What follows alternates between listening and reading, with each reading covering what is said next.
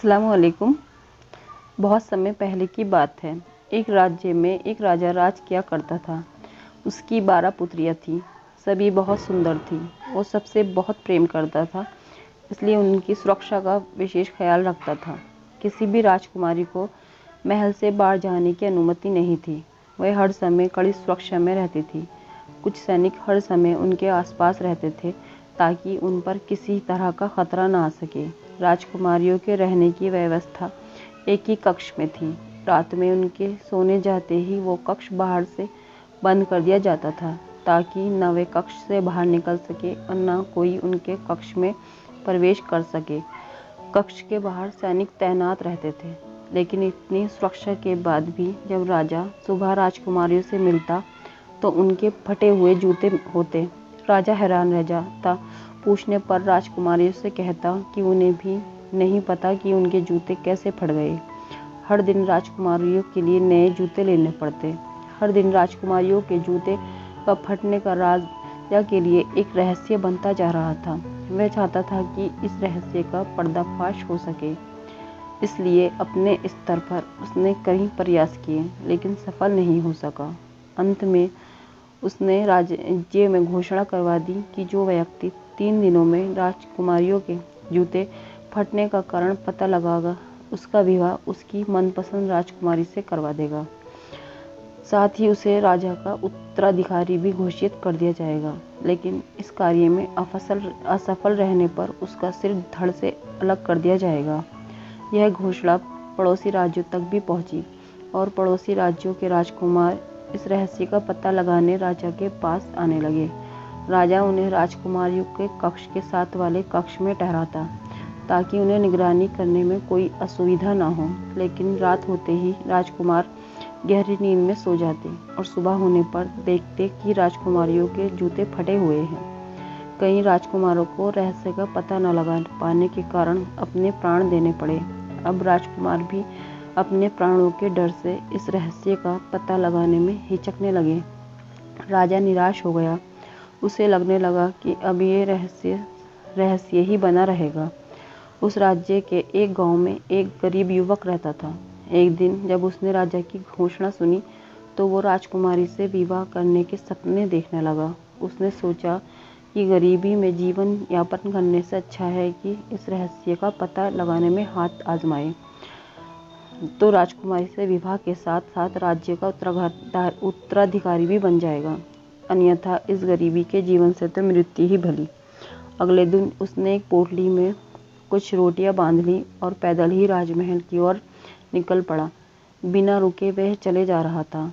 शाम तक उसे किसी भी हालत में राजमहल पहुंचना था। चलते चलते दोपहर हो गई और उसे भूख लग गई। वह थक भी चुका था, इसलिए एक पेड़ के नीचे भोजन करने के लिए सुस्ताने के लिए बैठ गया। लेकिन जैसे ही उसने खाने के लिए पोटली खोली, एक बूढ़ी औरत वहां आ गई। उसने उससे खाना मांगा। युवक भूख से बेहाल था, लेकिन दयावश उसने अपनी सारी रोटियां उस बूढ़ी औरत को दे दी। रोटियां खाकर वह औरत तृप्त हो गई और उसने युवक को ढेरों आशीर्वाद दिया। पूछने पर युवक ने बताया कि वो राज्य की 12 राजकुमारी के जूते फटने के रहस्य का पता लगाने जा रहा है। तब बूढ़ी औरत ने उसे एक टोपी दी और बोली, बेटा, यह कोई साधारण टोपी नहीं है, यह एक जादुई टोपी है। इसे तुम जब भी पहनोगे अदृश्य हो जाओगे। हो सकता है ये तुम्हारे काम आए। और हाँ, मेरी एक बात याद रखना, यदि राजकुमारियाँ तुम्हें कुछ भी खाने पीने को दे तो उसे मत खाना। टोपी लेकर युवक ने बूढ़ी औरत से विदा ली और महल की ओर चल पड़ा। शाम होते होते वह महल पहुंच गया। महल के द्वारपाल द्वार उसे राजा के समक्ष ले जाया गया। उसने राजा को अपने आने का प्रयोजन बताया तो राजा ने राजकुमारियों के कक्ष में निकट एक कक्ष में उसके रहने की व्यवस्था कर दी। रात में युवक अपने कक्ष में बैठा हुआ था कि सबसे बड़ी राजकुमारी शरबत लेकर उसके पास आई और उसे देती हुई बोली, मैं ये शरबत भेंट कर रही हूँ, आपका महल में स्वागत करती हूँ। उसने ऐसा शरबत पहले कभी नहीं पिया होगा। इतनी सुंदर राजकुमारी को देख युवक कुछ कह नहीं पाया और बूढ़ी औरत द्वारा दी गई चेतावनी भूल गया। शरबत का गिलास हाथ में लेकर वो उसे एक बार में ही गटक गया। राजकुमारी मुस्कुराते हुए चली गई। राजकुमारी के जाते ही शरबत ने अपना असर दिखाया और युवक नींद की आगोश में समाने लगा। वास्तव में उस शरबत में नींद की दवा मिली हुई थी। रात भर युवक गहरी नींद सोता रहा। सुबह उठकर जब वो राजा के पास गया तो उसे पता चला कि 12 राजकुमारियों ने जूते फटे हुए हैं। राजा ने उसे चेताया कि अब उसने मात्र 2 दिन का समय शेष है।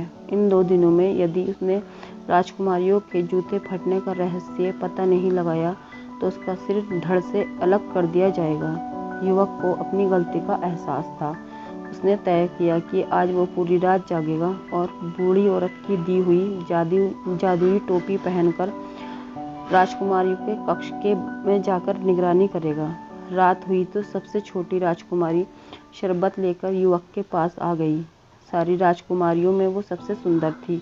उसने जब शरबत का गिलास आगे बढ़ाया तो युवक फिर बूढ़ी औरत की चेतावनी भूल गया। उस रात भी शरबत पीकर वो गहरी नींद में सो गया। सुबह उठने पर उसे फिर से अपनी गलती का एहसास हुआ। राजा ने उसे बुलाकर अंतिम चेतावनी दे दी कि इस रात का रहस्य पता न लगाने पर वो अपनी अगली सुबह प्राण गंवा देगा। अब युवक के सामने करो या मरो की स्थिति थी। उसे उस रात हर हाल में जागना था और राजकुमारियों के जूते फटने का रहस्य का पता लगाना था। रात में फिर से छोटी राजकुमारी शरबत लेकर उसके पास आई, लेकिन इस बार वो सावधान था। उसने शरबत का गिलास ले तो लिया लेकिन पिया नहीं। राजकुमारियों के जाने के बाद उसने शरबत खिड़की से बाहर फेंक दिया। शरबत न पीने के कारण इस बार उसे नींद नहीं आई और देर रात वो बूढ़ी औरत की दी हुई जादुई टोपी पहनकर राजकुमारियों के कमरे में चला गया। जादुई टोपी के कारण वह अदृश्य था। कोई उसे देख नहीं पा रहा था, लेकिन वो सब कुछ देख रहा था। उसने देखा सभी राजकुमारियां सुंदर वस्त्र और नए जूते पहनकर सज धज कर तैयार हैं। युवक ये देखकर हैरान था। उसे समझ नहीं आ रहा था कि रात के इस पहर राजकुमारियां इतनी तैयार क्यों हैं। तभी सबसे बड़ी राजकुमारी सबसे छोटी राजकुमारी से बोली, जाओ जाकर पता करो कि वो युवक सोया है या नहीं। छोटी राजकुमारी युवक के कक्ष की ओर दीवार पर कान लगाकर खड़ी हो गई और उसके खर्राटे सुनने की कोशिश करने लगी। युवक समझ गया कि उसे खर्राटे की आवाज़ निकालनी होगी ताकि राजकुमारियां उसकी ओर से निश्चिंत हो जाए। वह अदृश्य अवस्था में दीवार के पास जाकर खर्राटे की आवाज़ निकालने लगा, जिससे छोटी राजकुमारी को लगा कि वो सो गया है। उसने सारी राजकुमारियों को ये खबर दे दी।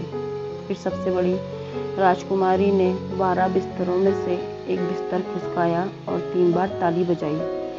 ताली बजाते ही वहाँ की जमीन एक और खिसक गई। वहाँ एक गुप्त मार्ग था जहाँ नीचे की ओर सीढ़ियाँ बनी हुई थी। सभी राजकुमारियाँ एक एक कर उस गुप्त मार्ग में बनी सीढ़ियों से नीचे उतरने लगी। युवक भी उनके पीछे हो लिया। सीढ़ियाँ खत्म होने पर एक घना जंगल पड़ा। उस जंगल में लगे पेड़ों की डालियाँ सुनहरी थी। युवक ने एक सुनहरी डाली तोड़कर अपने पास रख ली। जंगल पार कर राजकुमारियाँ एक झील के किनारे पहुंची, जहाँ 12 नावों में 12 राजकुमार उनका इंतजार कर रहे थे। सभी राजकुमारियाँ एक एक नाव में बैठ गई। युवक सबसे छोटी राजकुमारी की नाव में बैठा। नाव में बैठकर राजकुमारियाँ नदी पार करने लगी। छोटी राजकुमारी को अपनी नाव कुछ और भारी प्रतीत हो रही थी। होती भी क्यों ना, युवक उसमें बैठा हुआ था। उसने पास ही एक दूसरी नाव में बैठी अपनी बड़ी बहन को ये बताया तो वो हंसने लगी और बोली, लगता है आज वो नींद में है। फिर छोटी राजकुमारी कुछ न बोली। कुछ ही देर में नाव नदी के पार पहुंच गई। सभी राजकुमारियां राजकुमारों के साथ नाव से उतरी और आगे बढ़ने लगी। कुछ ही दूर रोशनी से जगमगाता एक शानदार महल था। उस महल में संगीत गूंज रहा था। राजकुमारियां महल के अंदर चली गई। युवक के पीछे पीछे महल में चला गया। वहां उसने देखा कि कोई युवक युवतियां एक साथ नृत्य कर रही हैं। राजकुमारियां भी राजकुमार के साथ नृत्य करने लगी। युवक को अब 12 राजकुमारियों के जूते फटने का कारण समझ आ चुका था। वो एक किनारे पर खड़ा होकर सबको नृत्य करते देखने लगा। थोड़ी देर बाद उसे भूख लगी। उसने देखा कि उस कक्ष एक किनारे पर रखी मेज पर ढेर सारे पकवान सजे हुए हैं। उसने एक मिठाई उठाई और अपने मुंह में डाल ली। उसी समय सबसे छोटी राजकुमारी की नज़र उस ओर चली गई। उसने मिठाई को हवा में उड़ते और गायब होते देख लिया। ये देखकर वो डर गई। वो सबसे बड़ी राजकुमारी के पास गई और ये बात बताई तो बोली, लगता है तुम आज खुली आंखों से सपना देख रही हो। छोटी राजकुमारी क्या कहती, वो चुप हो गई। इधर युवक ने वहाँ रखे बर्तनों में से एक सुनहरा प्याला उठाया और अपने पास रख लिया। राजकुमारियाँ रात भर नृत्य करती रही। फिर सुबह होने पर महल से निकलकर नाव में बैठकर नदी के पार जंगल से होते हुए सीढ़ियाँ चढ़कर गुप्त द्वार से अपने शयन कक्ष में आ गई। युवक भी उनके पीछे पीछे वापस आ गया। कुछ देर में राजा का बुलावा आ गया। जब वहाँ दरबार पहुँचा तो 12 राजकुमारियाँ भी वहाँ उपस्थित थीं। उनके जूते फटे हुए थे। राजा ने युवक से पूछा, क्या तुम राजकुमारियों के जूते फटने का रहस्य बता पाओगे? यदि नहीं तो अपनी अंतिम सांसें ले लो। युवक बोला, महाराज, मैंने इस रहस्य के बारे में पता लगा लिया है। और उसने रात की पूरी घटना राजा को बता दी। परिणाम स्वरूप उसने जंगल में पेड़ से तोड़ी सुनहरी डाली और महल से उठाया सुनहरा प्याला राजा के समक्ष प्रस्तुत किया। राजा ने जब राजकुमारियों से इस बारे में पूछा तो उन्होंने भी ये बात स्वीकार कर ली। राजकुमारियों के जूते फटने का रहस्य उजागर हो चुका था। राजा ने अपना वचन निभाते हुए युवक से पूछा कि वह किस राजकुमारी से विवाह करना चाहता है। युवक ने सबसे छोटी राजकुमारी से विवाह की इच्छा जताई। राजा ने युवक का विवाह सबसे छोटी राजकुमारी से करवा दिया और उसे अपना उत्तराधिकारी घोषित कर दिया। इस तरह अपनी नेकदिली और निडरता के एक साधारण युवक उस राज्य का उत्तराधिकारी बन गया। फ्रेंड्स, आपको मेरी कहानी पसंद आई है तो प्लीज़ मेरे चैनल को सब्सक्राइब कीजिए, लाइक कीजिए, कमेंट कीजिए। थैंक यू, शुक्रिया, अल्लाह हाफिज़।